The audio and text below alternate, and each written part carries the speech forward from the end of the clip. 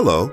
In this video, we will form singular and plural possessive nouns.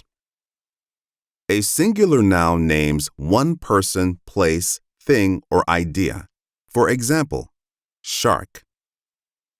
A plural noun names more than one. Here we have 3 sharks. A possessive noun shows that someone or something owns an object. The shark has a fin.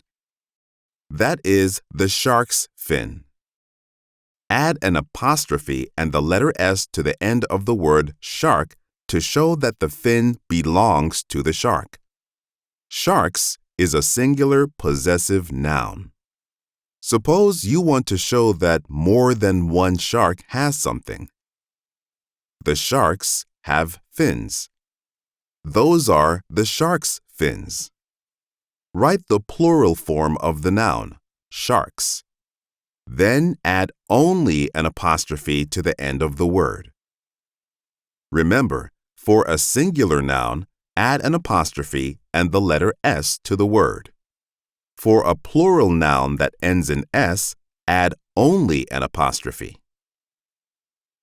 When deciding whether a possessive noun is singular or plural, remember, if the noun is referring to only one person, place, or thing, it is a singular possessive.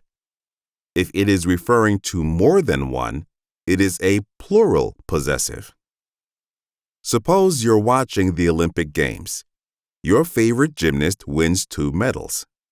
Which phrase is correct to show the medals belong to the gymnast?